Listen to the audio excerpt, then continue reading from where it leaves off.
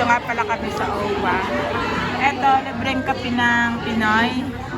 May libre na ano, Magic Flakes ng Pilipinas.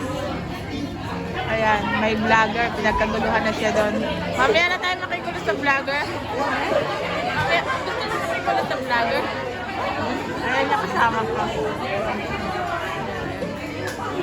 Tapos, ayan, pwede mo dun humingi ng kape. Libre siya. Nilista mo lang yung pangalan mo. Ayan, dito. Ayan, mga Pinay lahat yan.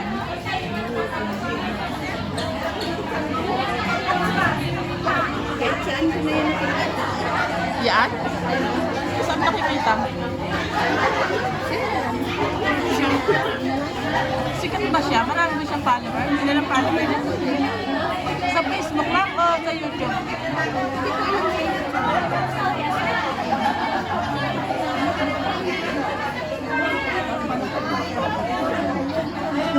Makikipag-ano talaga siya sa mga Pinay, ano? Para pagpalakas ba? Nakapapicture na din sila dyan. Mamaya na tayo mag-picture. Pwede mo pwede.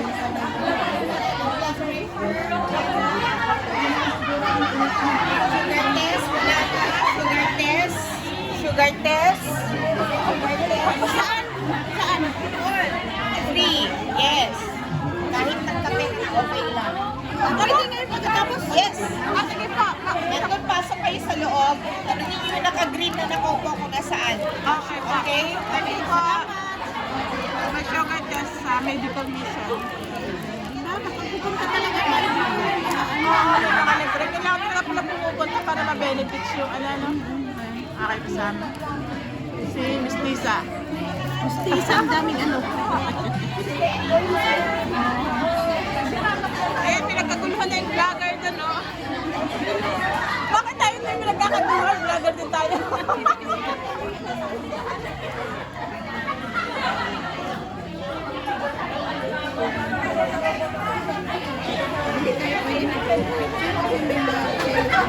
Sino? Ay. Pinas ano? Pinagdag. Ano, ganun.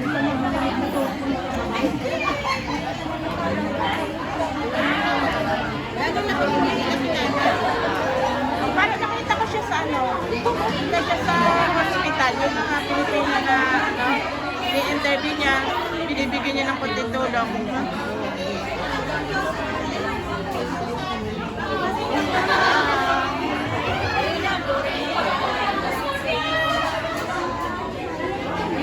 Para din tayo nasa ano, surong